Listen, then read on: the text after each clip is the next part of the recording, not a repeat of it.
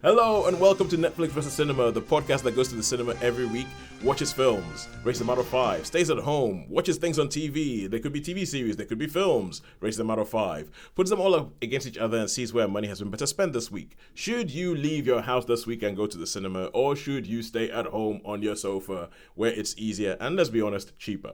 My name is Tosin and I am the host, and I am based up somewhere in the middle of the United Kingdom in a place called Bromsgrove near Birmingham. Joining me as always on the Isle of Wight is Sharon. Hello. And joining us all the way from the Big Smoke, London, it's our London correspondent, Holly Nesling. Hello. And Max the cat. Yes. He's gone. Oh, he's gone, is he? Oh, he's gone. All right, cool. Yeah, Yeah. well, and you see, one of the things I'm going to talk about this week has a cat as the main star, Max. Oh, no, he's come back. Oh, did you hear that? Well, just a cat is okay, Max. You see, one of the things I'm going to be talking about this week has a cat as the main star. It is made by someone who owns cat, who's a cat lover, and makes you the hero of the entire earth. Anyway, but it's so let us kick off with talking about what it is we have seen in the cinema this week. So, what have we seen in the cinema this week that we have not yet reviewed? I have the privilege of reviewing Disney Snow White.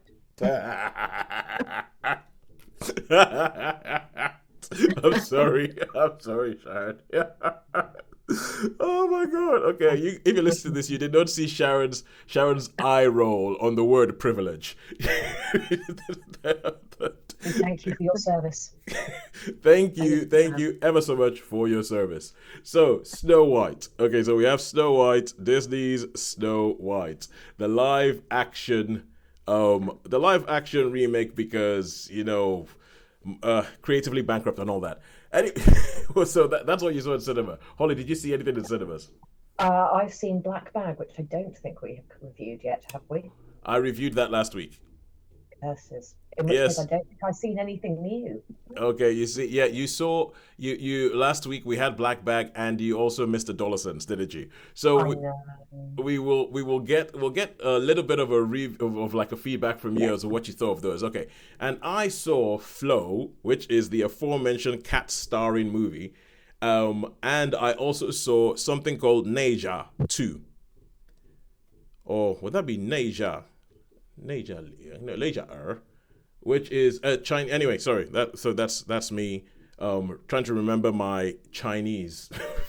But yeah, it's a Chinese animation movie, which apparently is on track to become one of the biggest movies of all time because it's a hit in China. And if something becomes a repeat hit in China, and we'll get into why I am kind of shocked that this is a hit in China. But it's but anyway, okay. What about at home? What do we see at home? I've got a bit of a desert at home. I've just started to watch a new series. Mm-hmm. Obviously, we don't review them until we finished it. Yeah. I'm not loving it, but I'm just kind of trying to persevere. So I'm not ready to review that yet. Oh, can you tell us what it is in case, because I know that there are some series that we've started and never got reviewed because we never finished them. It's one that someone at church recommended called The Chosen. Oh. Yeah, sorry. Just some of the words you just sort of said there sent shivers up my spine. Yeah, well, I've just watched 2 of them and I'm not loving it. And they've made like 4 or 5 seasons out of it. And I'm thinking, how? Okay, I mean it's these are my prejudices. My prejudices from my life experience kicking off big time. Because when you said the one that someone from church recommended, immediately the hackles on my neck were raised. Yeah. And I've avoided it for the last couple of years. I've been aware of it on the periphery, but I have largely avoided it. Yeah. And then I thought, one of my friends said, "Oh yeah, I loved it.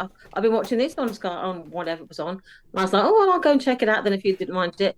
And I really didn't like it. But I'm going to try to persevere and see if I can get through the first season. Yeah. But I'm not sure that I can. Yeah, and it's. And I spoke to another friend at church, and she didn't like it either, and she gave up after 3 episodes. Season coming this year, I see. So when you said someone from church recommended, I mean, someone from church recommended, hackles went up, and it's called The Chosen. I was like, no, Not watching that. I'm sorry. No. Subject matter is exactly what you expect. I'm like, no, forget that nonsense. I'm sorry. It's like, sorry. Sorry. I've But just got to say that I note that they identify the name of one of the characters as Mother Mary. So, there you go. Okay, I'm trying. I'm trying. Well, you can see why I've struggled to get through more than 2 episodes in 2 weeks. Let me put it this way. I mean, that's what I would expect. But it also makes me quite sad because I do quite like my prejudices being challenged. I like finding out that this is what I thought, and guess what? I was wrong. And I like that because I think when you have prejudices and they get sort of set in, it's a bad thing, whatever prejudice that is. And every time it gets reinforced, I think it's a bad thing. So when you say, so for me, dramas that are made that appeal to church people, so to say, and church people, those who have been to a church will know what I mean by that. Dramas dramas that are made that appeal to church people, I think I'm like run a mile because they feel like just because it's being made for church people, you don't need to think about quality or about acting or about anything that makes a good story. Yeah, this is and it's the life of Jesus. It's basically looking at the life of Jesus. Yeah. But to me, and there's all sorts of they have like a disclaimer at the very beginning, which again put me off before I even got past the disclaimer. And the disclaimer was, some of the scenes are imagined, or some of these characters are like amalgamated, and some of these events are, what we would imagine, but. Go read the Bible, and if you don't like it, then just go back to the Bible. And so I was like, okay, that doesn't sound good. And so the first one, it's just like made up. So I was like, there's nothing in the Bible on this. There's nothing. The first episode was just like, apart from a few characters we know from the Gospels, I was just like, this is not in the Bible. I'm skimming down the top cast and going, it's definitely not a familiar name. No.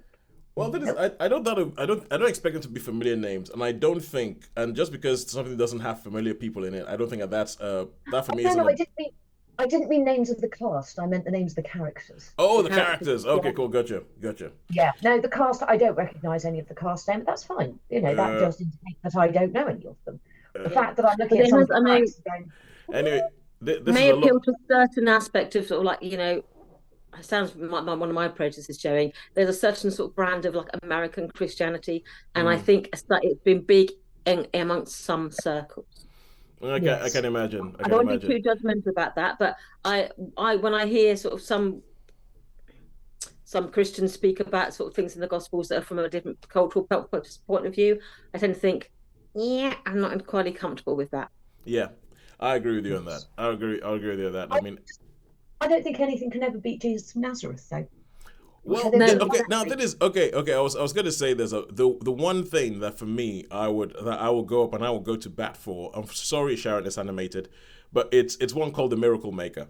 It's one called The Miracle Maker, and that one I think is a cut above anything I have seen. It's one that actually where they seem to actually have some sort of craft to it. There's some sort of imagination to it, and I think it fits a bit. At church, people have shown it at church, but I've not seen all of it.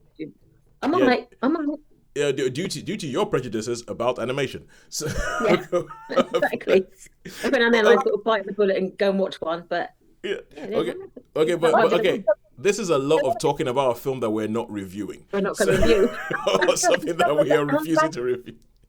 Anne Bancroft plays Mary Magdalene in Jesus of Nazareth. I did not know that. Oh yeah. That's the Franco Zeffirelli. Yes, the Franco Zeffirelli one.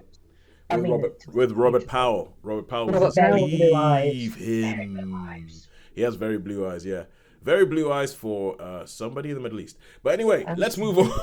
I'm not reviewing that. So we are not reviewing that. We spent 5 minutes talking about that. We're not reviewing it. So okay, how about you, Holly? What have you seen at home? I have seen, obviously I wasn't here last week, but I've very much seen Adolescence, and I have watched The Residents. The Residents, Shonda Rhimes. I was listening to the Pilot TV podcast earlier today, and they were talking about how they were talking about who would you put into like the Hall of Fame of showrunners, or like the Nobel Prize for TV show running, and obviously because of the world we live in, almost everybody they were talking about were men. They were all men who like have run multiple shows and multiple successful shows. And I was trying to think of a female showrunner who has run one show, and the only person I could think of was Shonda Rhimes.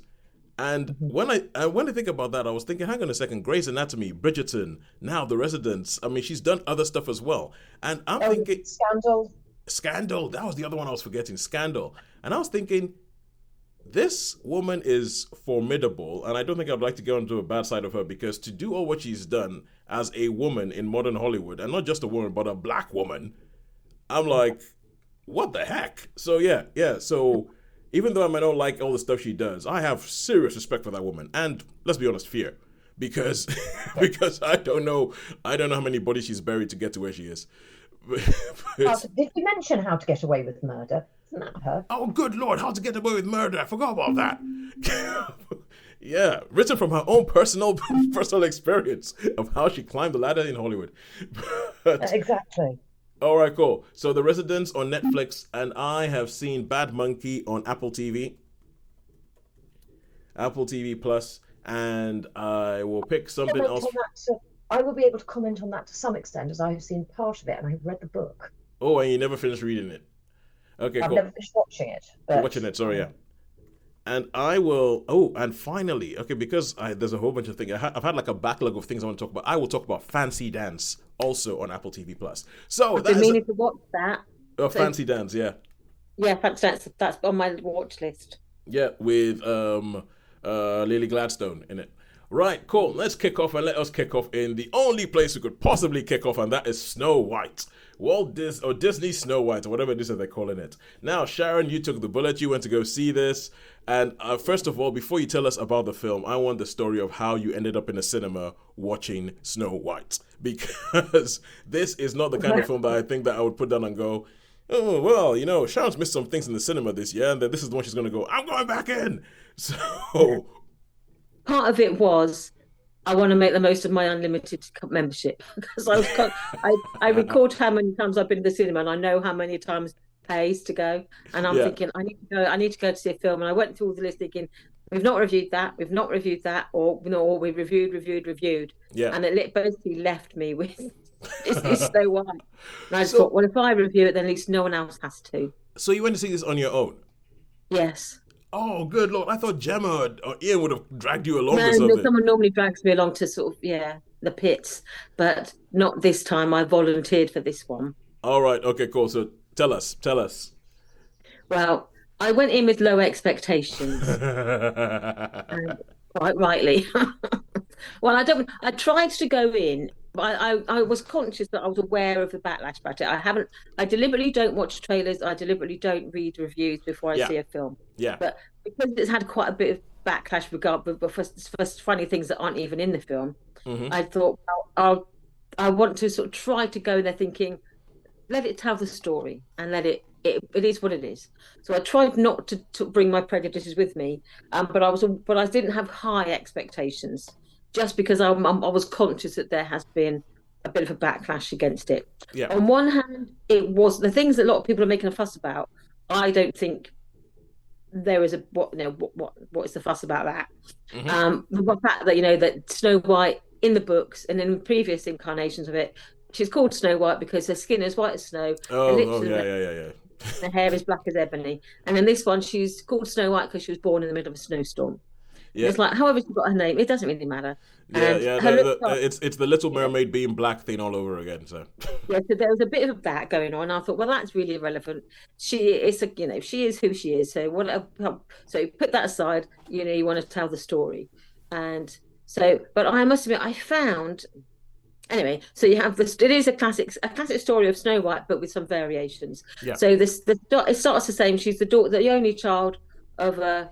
Well, again, in this story, they introduce it as the queen and king of this country, and normally the correct order of things is of the king and queen. You just tend to go king and queen, but it has written down the queen and king of this country are.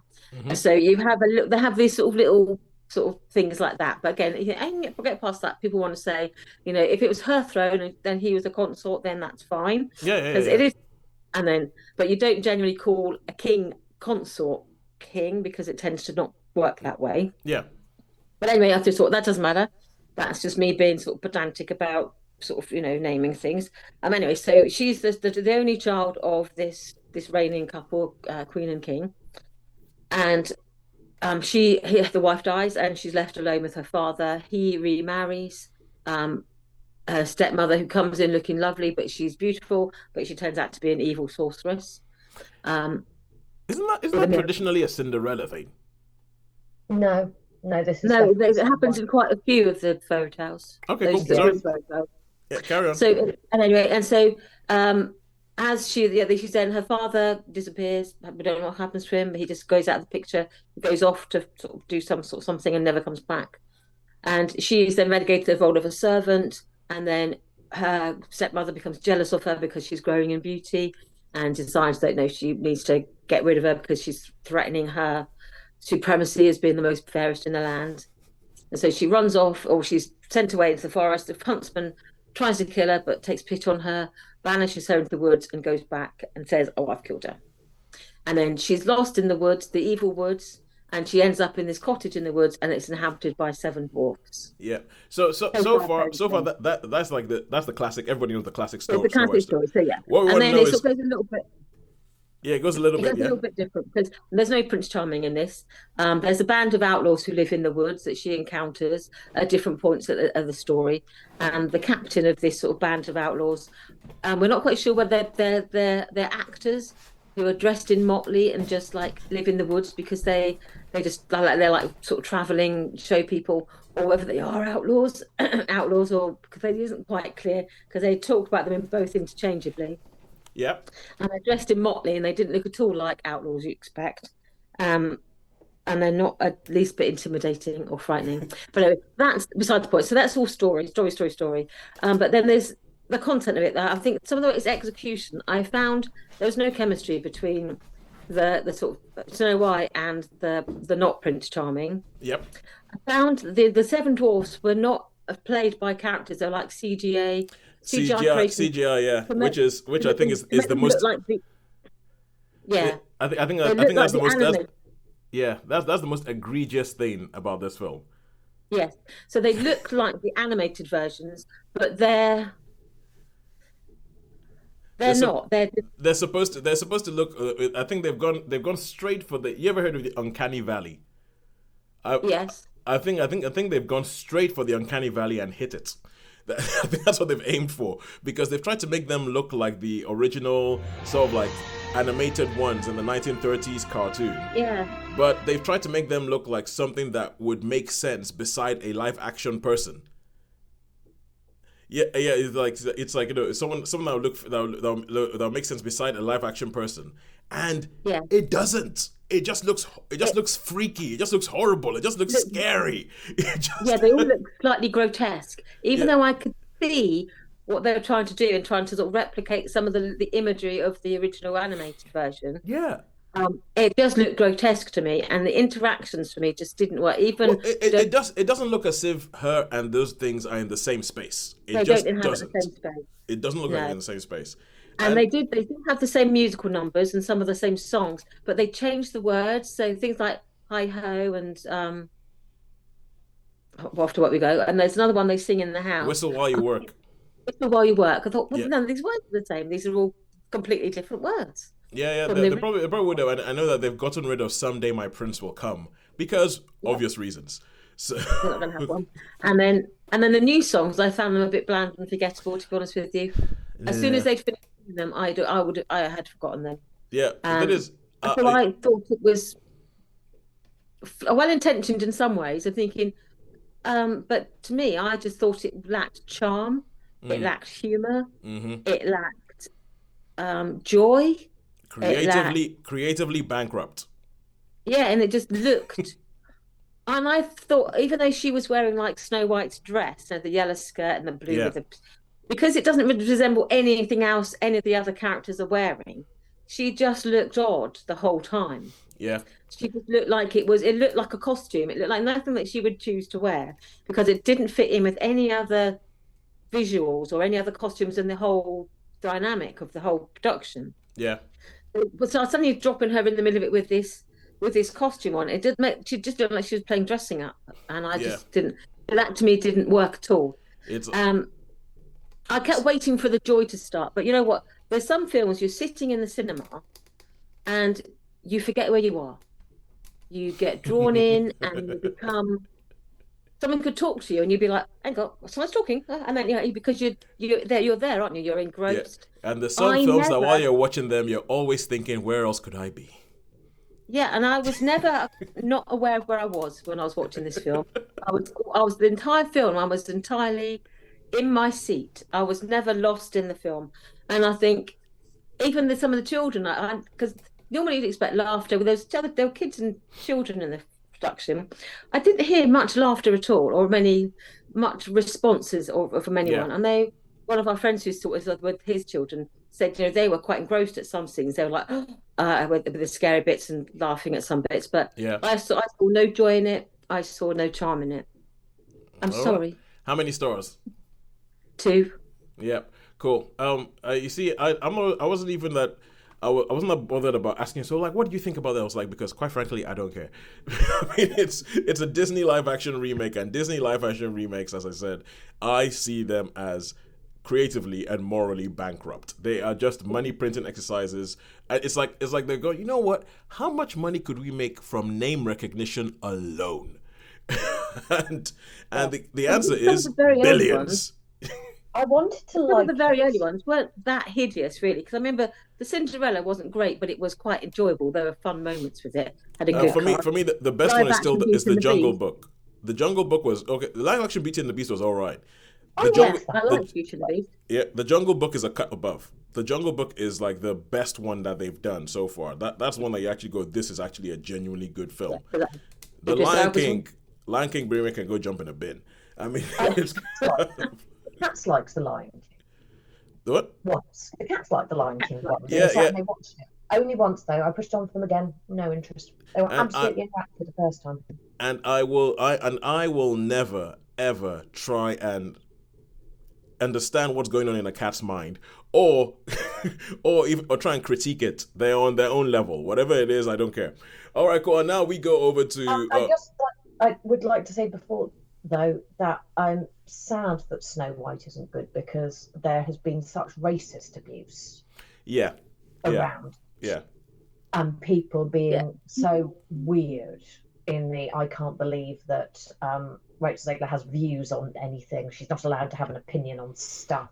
Snow White wasn't her favourite film ever. And I found people's response to her so revolting. I desperately wanted it to be good just on principle. Yeah. I wish it was, because I think that was the least off thing about it. The casting is really, and it's how they sell it, isn't it? It's like if you believe that they're a child of the palace, then it doesn't matter what they look like. But I couldn't really. To me, I didn't buy it. I didn't buy her as a princess. I just didn't believe it.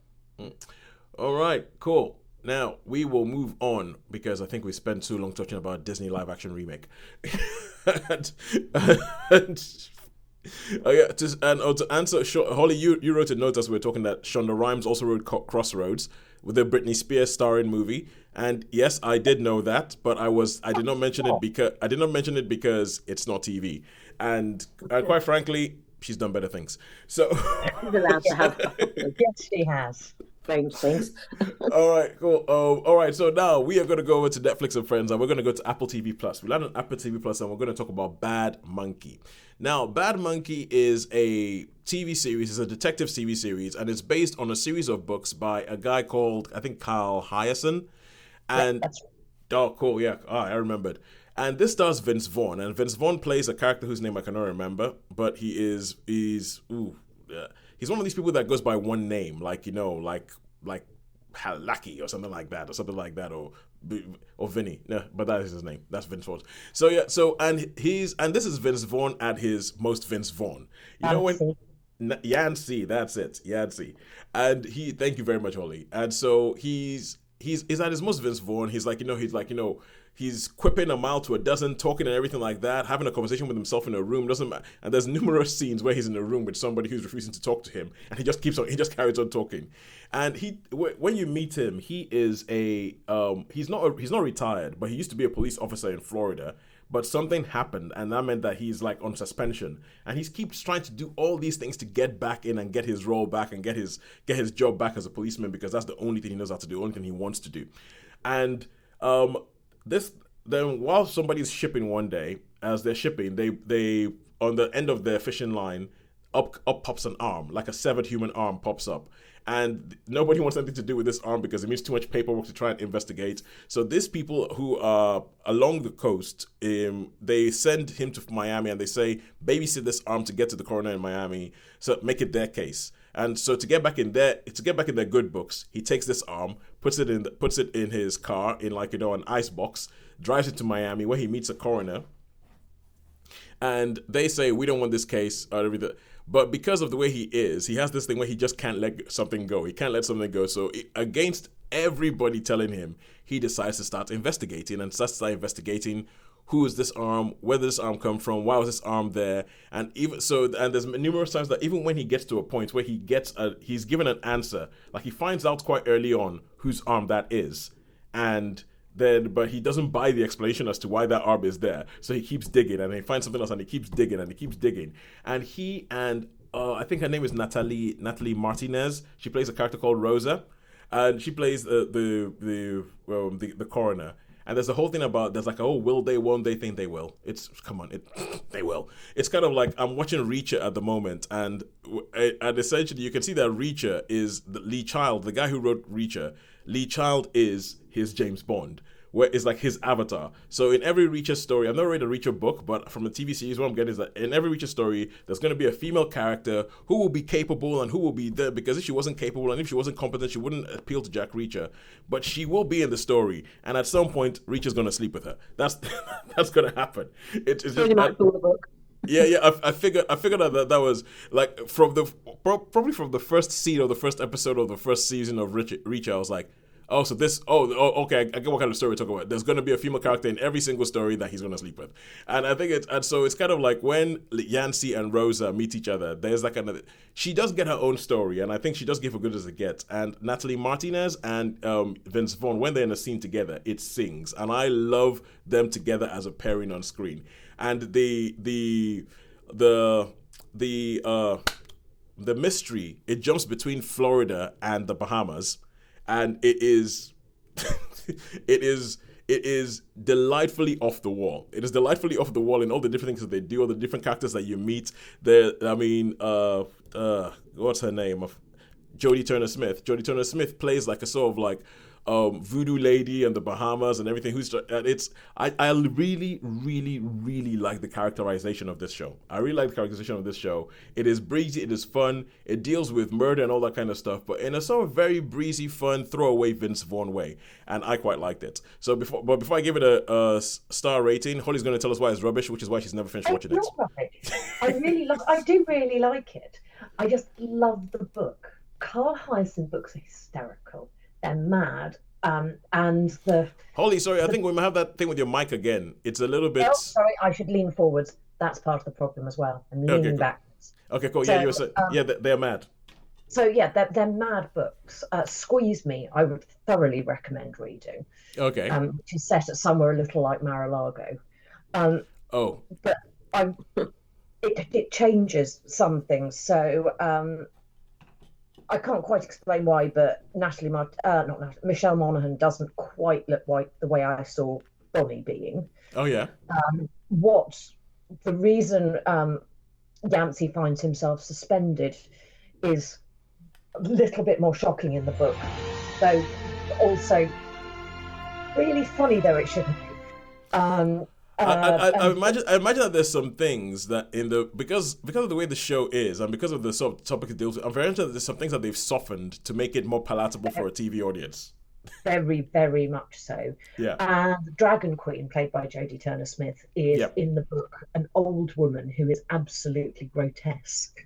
Oh. Yes, she is. And she goes around on a mobility scooter, Oh. cackling and drunk all the time. She's quite a different sort of character. She is decidedly not the desperately beautiful Jodie Turner-Smith. Yeah, that's true. So I'm going to go back and watch the rest of it at some point because I do like it. But yeah, the book has found a special place in my heart. All right. So I would recommend reading it because they're not long reads either. But Carl Hiaasen is genuinely a funny author. All right. So, but okay, for me, I would give it a 4 out of 5. I really enjoyed it, and I think I really like the Natalie Martinez character, which is what makes me sad because I know there's more than one Yancey book, and Yancey is I think he's kind of Carl Hiaasen's Jack Reacher, so that means, quite frankly, no more Rosa. I mean, unless they're gonna change a whole bunch of things, we're not seeing that character back again, and that makes me sad. But, all right, cool. And now we go back to cinema, and we're going to talk Flow. Max, this is the cat movie, and Flow is it is the film from. It's a Latvian movie that, against all odds, won the best animated feature Oscar at the recent Oscars, beating Pixar, Disney, DreamWorks, all these people who usually are like, yeah, that is our award. We take that award, and then this independently made film, made mostly by one guy who's taught himself how to animate in his used an open source software called Blender that is blowing people's minds, going, how the heck did you do that? Because this is an open source thing, you don't pay for it. He just made this thing over 5 years, walked away with the Oscar. And the story of this is, the big headlines, the big selling points of this, it follows, there's no humans in this film, it follows animals, but in the anti-Disney way, these are not animals that speak and everything like that with famous voices. There is no dialogue in this film. There are no words in any discernible human language in this film. The only thing you get are music, sound effects, and animal noises. And these are animal noises that were recorded from real animals, where he spent ages, chasing his cat around, trying to get his cat to make noises to see whether they could use them in the film. That's the headline. Animated movie, all about animals, no words in it, 90 minutes, go. And at the beginning, you meet this cat, and this cat seems to be lives this sort of solitary life like cats do, and it lives in a sort of, almost sort of like an idyllic sort of forest thing in a house that has a whole bunch of carvings of cats. So I'm not sure whether they're showing that there used to be humans around there or something like that, but now they're just animals. I don't know. And one day, as he's running around doing his usual thing, trying to catch fish from a pond and everything like that, and some dogs come over and take the fish off, and then he starts getting chased by the dogs. Then all of a sudden, the cat stops and then sees all these dogs that were chasing the cat running in the other direction. And it goes, and then all of a sudden, all these deer start running in the other direction. And then she looks up, and then all of a sudden, there's this massive wave that just comes and crashes down. And all the different animals are running around, trying to figure out and trying to find a way to get to land, because this massive wave just comes and just sort of submerges everything. So the cat makes it back to their house, gets into the house, and then looks out the window and realizes that the water is still rising, and it just keeps rising and keeps rising. And no matter how high the land that the cat goes up to, the water reaches wherever the cat is. And eventually, it means that the cat manages to get into this boat. And in this boat, when the cat comes in, there's a capybara. And little by little, as you go along, as this boat just sort of ambles along in this now flooded world, you pick up all these other things. You pick up all these other animals. So there is the capybara, then they meet lemur or meerkat, I'm not sure which one it is. Then they meet a dog gets in there, then there's a kind of bird that comes in there as well. And without any words, you just sort of follow these animals as they figure out how to move this boat around, how they go from one place to another, and how they have all these sort of Pilgrim's Progress, Odyssey type adventures as they go along as you're going forward. And this film, obviously with no words in it, it is very easy to use words like meditative and all that kind of stuff about this film. But there were times when I was genuinely wondering if this was, going back to a whole biblical theme or anything like that, I was genuinely wondering if this was like an adaptation of the story of Noah in the Bible. Mm-hmm. Because there's some times where it just feels like, what are they doing with this? I mean, where are they going with this? And even the way it ends, I'm like, yeah, that kind of kind of works. Kind of works in there. And there's all these bits that I look at and I'm going, those are from Bible stories that I've heard from years and everything like that. The main thing is that this film is really impressive. It is really impressive because I think it's kind of like, if you remember the Pixar movie WALL-E, and how everybody spoke about how in WALL-E, the first 30 minutes or so, there are no words, but you're still having a story being told to you. And they pull a very similar trick here, only that it's stretched out for much longer. There are some bits that go into some sort of like, magical realism thing of, what's going on here is, hang on, are these animals high? And all that. But I think it's purely because having complained about Disney being creatively bankrupt, purely for the creation of it, I'm really happy this film exists. I don't think it is as I think your mileage will vary. Some people will think it's transcendental. Some people will be like, oh my God, it's the best thing ever. I was not in the best thing ever thing, but that might be because I was in a sleep deprived state and I did find myself falling asleep in bits. But that I don't think that's the film's fault. That's my own bad sleep habits fault. But all in all, I'll give it a 4 out of 5. I think Flow is good, and if you can go watch it, if you can't catch it, go watch it. I mean, I wouldn't say my usual thing of, Sharon, if there's one animated film you watch, watch this one. Yeah, that's usually the thing I say to Sharon if I absolutely love an animated movie. I am not quite there with Flow, but I would be really interested to see what you think, Sharon, about this and whether and the sort of like weird kind of almost religious undertones that the film seems to have, which I don't know. I mean, the guy who made it, his name is Gilts. He's from Latvia. I know that they do have Eastern European, so there's probably bound to be some Catholic. So there's probably something that snuck in there and anything like that. But some of the characterizations are funny, like the capybara. The capybara is becoming a bit of a star. Many people want to be the capybara because the capybara is like so not fussed about the fact that the world has seemingly ended. It's brilliant. It's brilliant. All right, cool. That's 4 stars for Flow. And now we go to Netflix and we go to our lovely Shonda Rhimes, the writer of Crossroads, and that is the zenith of her creative endeavors. And this is her next thing with her deal with Netflix. It's called The Residence. I know it stars Uzo Aduba, and it's set in the White House. Holly, tell us about this.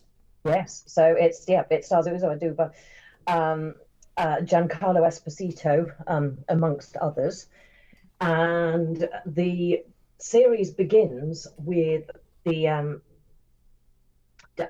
deputy chief usher of the White House being told that an area of the residence is being closed because of an incident, and it rapidly becomes apparent that somebody has been murdered during a state dinner whilst Kylie Minogue is performing, played by Kylie Minogue, with Hugh Jackman in attendance, not present.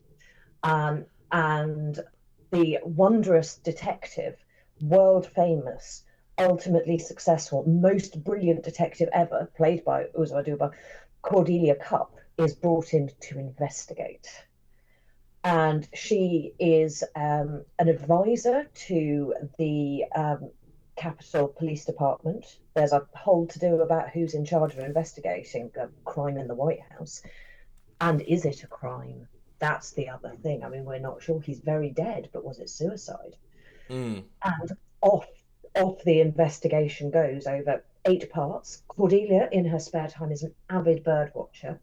So even on her way in, she stops and looks with her binoculars out across the White House grounds, looking for a particularly elusive bird. This is the thing that is most important to her in life, is bird watching. And because come on, you don't become the most famous detective in the world by being normal, if you get what I mean. Not by being average. That's it. That's what it is. No, she is very much not average, and it is just. Sorry, go on. Can I ask a question? Is because I've only seen the thumbnail of it. Is this a sort of contemporary film, or is it sort of period, or is it? Because I wasn't quite sure whether it was very contemporary. Oh, right. Because I know when you said kind, I was thinking, I thought it was set in like the 50s or the 60s or something. That's maybe the impression I got from the thumbnail because it looks slightly stylized. So maybe. Yeah, I think it's the White Housiness of it that just innately looks somewhat stylized, and it's during Yeah. a dinner, so everybody is being very formally and dressed. it's very Agatha Christie. It's essentially It it's is. yeah. It is an absolute scream. I Oh, you've encouraged me. I properly cackled with laughter at times. The casting is fantastic. It's got Isaiah Whitlock Jr. in it. I'm just Mm. Randall Park, Molly Griggs, who I'm sure I know from something, but I can't think what. But it has made me because of Giancarlo Esposito being in it. I have to now go and watch not Annabelle. Why is my mind going blank? What, something with Giancarlo Esposito in it? Uh, oh, Abigail. Oh yes, Abigail. Yes, yeah, yeah, yeah. So I'm going to have to watch Abigail again tonight. It is just fabulously delightful. It's this superb cast. There are twists and turns and who everybody is and what were doing versus what they were saying they were doing. The what happened versus the sort of inner monologue and the what actually happened versus what somebody says is what happened, and the way it's beautifully juxtaposed. It is so well put together. I mean, Yeah. it's a joy to watch, and you can very happily. I think I binged it in 2 sittings. Oh, nice. I think and from the cast that they have, I'm expecting that this skews more towards the comedy end of the whodunits than. Yes, very Yeah. much so. Yeah. Which it doesn't take away the semi-serious elements of the story. But I don't think that's a bad thing. But it is just, yeah, it's really good. All right. Genuinely, I think you'll both really like it. It was So 2 stars then. Lovely contrast. Yeah, straight after I moved straight onto it after watching Adolescence. Oh yeah, that'll be a panacea. Yeah. It really was. It was the most wonderful juxtaposition of something that is joyous versus something which is superb but not joyous. No. So how many stars? It's getting 5. 5? Ooh, 5 stars for The Residents. It really is that good. Okay. Everybody should watch it. Go watch The Residents immediately. Good stuff. Happy. And okay. Yes. She stopped talking. Quiet, Oscar fanfare people. and now we go on, just because I need to, well, quite frankly, get on the tennis court. Even though that however upper middle class that might sound, I have a tennis time booked. So I'm going to talk about Ne Zha 2, and this is Ne Zha, I think R, yeah, which is a Chinese animated film, and as you might tell from the title, it is a sequel to a Chinese animated film that I have never seen or heard about. But apparently, this is pulling up trees and just making all the money in China, quite frankly. And and this is a film that, obviously, because it's a sequel, and I'm not sure if you've ever read any sort of Chinese folklore before. It is dense. Chinese folklore, I usually find it to be quite dense. And you have the demon orb and the moon pearl, and they come together and blah, blah, blah. And at the beginning, they have this bit, which obviously the whole film is in Chinese with English subtitles. And it's like, so they have this whole bit that is just sort of narrated to explain and to catch you up to speed with what is going on. And essentially, from what I can understand, tells you the story of the first film. And you essentially have these two things, and it's like a typical sort of like that you find a lot in Chinese mythology of like the yin and yang, where you have the two opposite ends of something. Then they're called the demon orb and the something pearl. I can't remember what it is.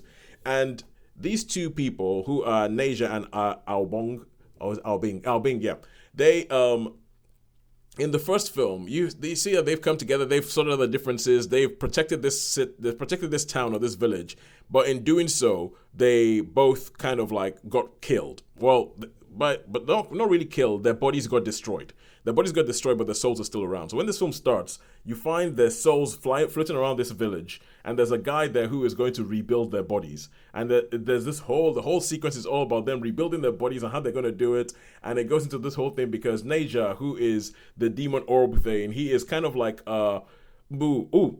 if you think Lilo and Stitch, he's like Stitch.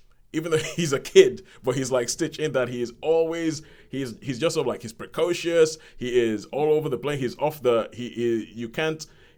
essentially nowadays he will probably be diagnosed with ADHD, can't sit still or anything like that. And when they go, he's like, hang on, wait a second, if you're rebuilding my body, you can carve the body. How about this? And they have quite a funny sequence where he goes through all these different types of bodies that he could have, and all of them, they go through all the sort of different cliches of the type of people you get in Japanese anime or essentially East Asian animation. There's the muscle bound thing, there's a really tiny thing with like massive kawaii big eyes, there's all and so from the word go, you get the feeling that, okay, yeah, this thing is going to be a bit crazy. It's going to be a bit off the wall. It's going to be a bit zany, for want of a better word.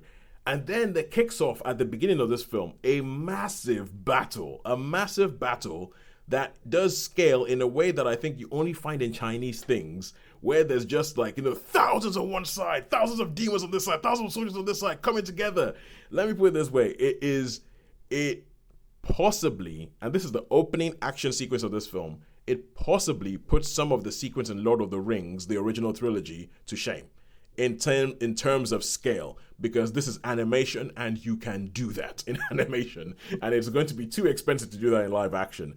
But this thing that kicks off this film, most films would kill for this to be the end final battle that kicks off this film at the beginning. And so they have this whole thing, and then they come through reasons, then they have to go on a quest. And through reasons, Ne Zha and Ao Bing now end up sharing the same body. They end up sharing the same body, and then there's this whole thing where they have to go somewhere, and they have to go and get the thing, and they have to do all these, almost like, 7 trials of Hercules. But they have to do 7 trials of Hercules and they have to figure out who takes over the body at what point to make sure that they actually get the most thing. And it goes on, blah, blah, blah. Fantasy stuff goes, something happens in the end. Some people live happily ever after, some people don't. Because this is not a Western cartoon. And even though it seems to be kid-focused, there is death. There is blood. There is...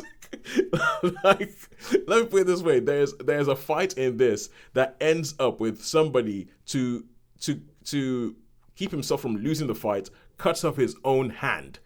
And this is shown just like, yep, matter of fact. And I remember watching, there was a cartoon we watched called Voltron when we were growing up, and it was Japanese. And I remember that they just had a different approach to death, different approach to showing kids death and telling kids about this stuff. Where you can see in the American stuff, they'll be like, oh no, they're not dead. We're just going to cut away before they get hit. But if you watch the original thing, yeah, they're dead. Of course they got shot in the face. Of course they're dead. And it's like, and that is the thing with this. There's bits where I was like, hang on a second. Is that blood? Yeah, that's blood. There is a bit in it which ends up where somebody does something to somebody else, which means that they have thorns sticking out of every bit of their body, and if they move, their body gets ripped to shreds. Spoiler alert, they move. And so all in all, I thought that the action scenes were quite good. I think the mythology was kind of quite dense, and after a while you just sort of like sit back and just let it wash over you, because there's no way you're going to catch up with it, and there's no way you're going to understand exactly what happens, not without going and reading like loads of books. And the final thing I'll say about this is, I said at the beginning that I'm a bit shocked that it's that big of a hit in China, because I remember there was a time when the director Zhang Yimou, the guy who directed Hero, and I remember that Hero was not allowed in the country it was his previous films that were not allowed in the country for a while, and he was pretty much exiled because all the stuff he was talking about was not in support of the government, so to say. It was perceived as not being in support of the government. And then Hero was kind of like him being welcomed back into the fold, because he was all talking about why China must remain one country and all that kind of stuff. And this film, the central tenet of the film, the central thing about the film seems to be about rebellion and how good rebellion is and how you can't trust those people in power, which to me, I may be wrong, and something might have been happened while I wasn't looking, but to me, do not seem particularly Chinese values. So for this to become a massive hit in China, I'm like, I've missed something here. Something's changed while I wasn't looking, and I need to figure it out. But the central theme seems to be rebel and don't trust what the people in power tell you. That is the central tenet of this film, which is, to me, shocking for a Chinese film. But I mean, I welcome it. But allowed to be broadcast. Yeah, no, I welcome it, but I find it a bit shocking. But all in all, I'll give it a 3 out of 5. I think that its action sequences are impressive. The animation is impressive. It does, however, I do think it goes on a bit. I think it's too long. It's 2.5 hours. I think it's too long. But and not everything holds together. There's some things that are done for being comedic but don't really add anything to the story. There's some things that seem to be done for being dramatic but don't really add anything to the story. So but hey.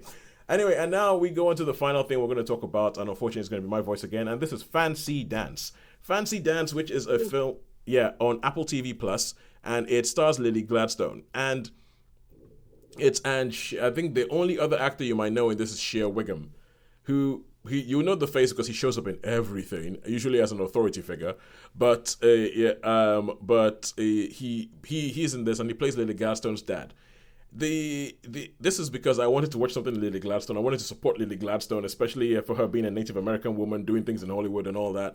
But I just could not be bothered to watch Killers of the Flower Moon. It's too long. It's 4 hours. But I was like, oh, good. I was like, oh, great. She's in something else. Oh, she's getting other work. Quick, watch it.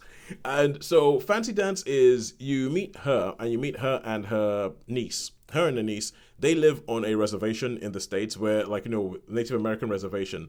But they are on the lower end of the economic scale. And when you meet them at the beginning, you see that they do things like one of the early things she does in the film is that she goes to a creek, and when she goes to a creek and she can see a guy on the other side of the creek, so she takes her shirt off. She's still wearing like a vest or anything like that, and starts washing her hair in the creek. And obviously this guy is just kind of like staring at her while he's fishing, while trying to play like he's not staring at her.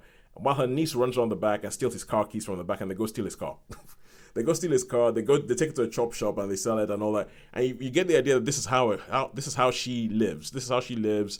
You find out that she has a girlfriend who is in a strip club, and at that same strip club her sister works. So her niece's mom works in the strip club, but her sister has been missing for a couple of days. Now they go, well, it's your sister. She has drug problems. It's that kind of story. She has drug problems. She's done this before. She's disappeared before. And she's like, yeah, but I think there's something different this time. But nobody really wants to take it that seriously because she'll show up at some point. And her dad shows up. Her dad shows up with his because it turns out her mom was Native American. Her dad's white. And her dad was moved to the reservation because of her mom and with the kids years ago. But has since left, got married again and all that. And her dad shows up, and then there's this whole thing where they're trying to figure out, because she has a criminal record, whether her dad is going to take custody of her niece or whether she's allowed to take custody of her niece. And it's looking like it's going to be her dad, and unless she finds her sister. So it becomes this kind of like social commentary. It's the vibe of it is almost a bit like if Ken Loach had made a whodunit, or had made if Ken Loach had made Chinatown or something like that. That's kind of the vibe, because it's kind of like kitchen sink commentary on the way the things are and what happens. And all the while she's trying to find her sister.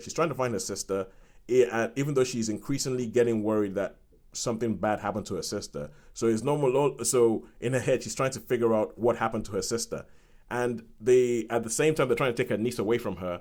But there's this dance called the Fancy Dance that happens once a year, where they all meet, people from all these different reservations meet up in one location, and they do this dance, which is like it's usually a mother-daughter dance. And throughout the whole film, her niece is like, "Is Mom gonna come back? Because Mom's gonna come back. We need to go to this dance. Mom's gonna come back. She promised me we're going to this dance." And so it sort of goes around and meanders. Also, things happen, and all the way culminating in the actual Fancy Dance. But in the end, it reminded me of some films like, did you ever see A Perfect World with Kevin Costner? Kevin Costner as a fugitive on the run with a little boy. It reminded me of that. There were bits of it that reminded me of Thelma and Louise. there's some bits of actually now I'm thinking about it, there's bits of it are very Thelma and Louise. And it's but it's that kind of thing, it's almost like a road trip with incidents happening, but there's law enforcement involved for one reason or another.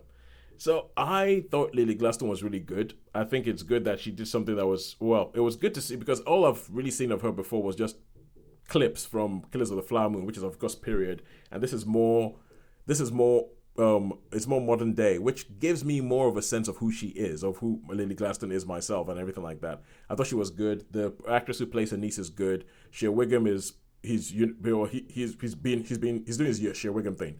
I'm an authority figure, but there's a bit of bit where he gets to show regret and all that. I thought it was quite good. I'd give Fancy Dance a 4 out of 5. I would recommend you go watch it, if for no other reason because I want to support people who haven't had a fair shake of the stick in Hollywood, like Shonda Rhimes. Yeah. At what point, however, does Shonda Rhimes just become part of the establishment? So. So that is it for this week. That's it. And the only question left to ask is, who do you think has won this week?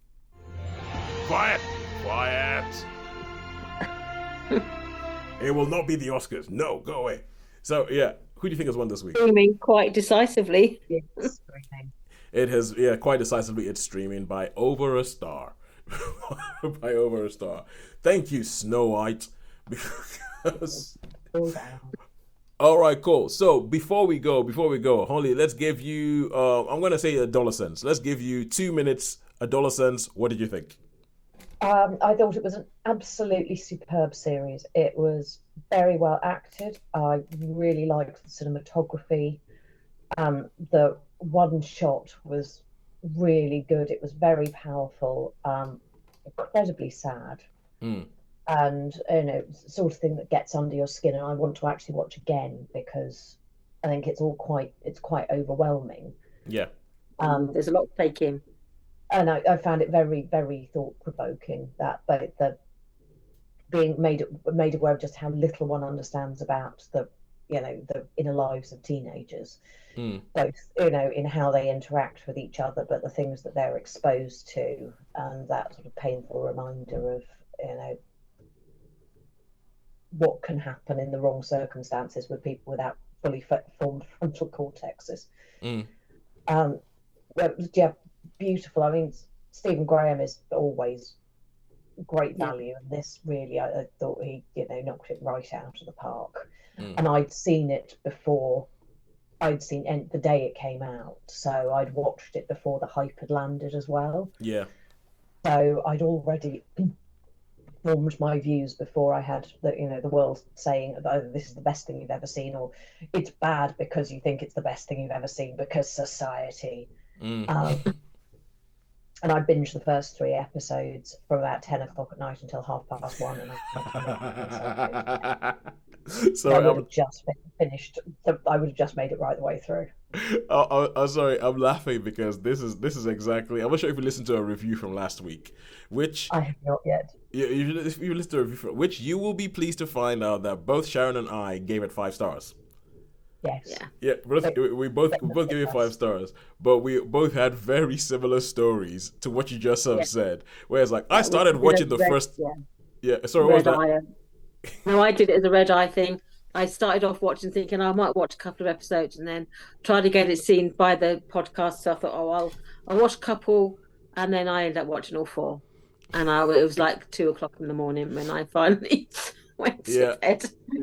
Yeah, and so I started watching the first episode at 10 o'clock at night, and I went to bed having watched 3 of them. And then coming back for the last one the next day. And even though because I have the level of Netflix where that is Netflix with ads, and so the lowest level, and I watched 2.5 episodes before I saw an ad, and I was like, whoa. For a second I was actually kind of like, wait, is Netflix just not showing this with ads because they realize that this is what they have on what they have on their hands? And then an ad popped up 2.5 hours, but still 2.5 episodes. I was like, okay, cool. But I think it's I think it's, if there's anything better than that on TV this year, we're in for an amazing year, because that is excellent. That is absolutely excellent TV. When you talk about the like the subject matter, the way they decide to present it, the writing. I just think it's. I just think I don't. It's been a while since I've seen something that has impressed me this much. Yeah. There's not The thing that you wouldn't have thought would be the most impactful. I think, like for me, episode 3 was probably the most impactful. Same here. Same here. Yeah. It was just the most revealing, wasn't it? About the sort of getting into the mind of this young lad, and and it's just you just don't see that sort of television very often. Yeah. No. That you feel like you're having a glimpse into a whole generation. Yeah, well, yeah, but yeah. Anyway, I mean, this is me. Last week I spoke about the fact that I could keep talking about this show, and I can keep talking about this show because. But it's why you should then go and watch The Residents, because it's a joy. You need to have a... Well, you see, the funny thing about it is that adolescence didn't get me down that much. No, it didn't get me down either. It really didn't get me down. Like I was expecting it to be one of those misery porn things, and it didn't get me down. It just made me emotional, but it didn't get me down. So I didn't feel like I needed to go, have an exorcism or anything like that afterwards. So it was. No, I felt sad. I didn't, it didn't sort of turn my world upside down. It was just so terribly, terribly sad. It was. Oh, it is. Yeah. It is, because I think this the effects of this show are not going to go away anytime soon. Hopefully not. No, they're really not. All right, cool. It was a point in favour of the guy who successfully chugged me at Waterloo last Friday. It got a good slug of money out of me for youth knife crime prevention. Oh, okay, cool. Prevention rather than supporting it. So wait, you said chugged you, and I was like. Charity mugger. What did he do? He hit you. I was like, he hit you. He did. I was like, what? Did you tell the police? Then I was like, oh, charity mugger. Yeah, those guys. Yeah, he absolutely fleeced me. He did a really good job of it. Knife crime. So, I mean, I'm guessing that he must just have made it. He's just sort of standing there going, "Have you seen adolescents? Give money." No, he did worse. One of my friends said, "Did he threaten you with a knife?" And I was like, "No, it was worse. He said I had a beautiful smile." You had to style. I'm like, you're not allowed to say that to women. But anyway, on that note, until next week, it's a goodbye from me. It's a goodbye from me. A goodbye from me. Yes, please get in touch with us on Netflix VES Cinema on Twitter, Facebook, or no, not on Facebook, YouTube, or there's some other one. Find us somewhere. Bye.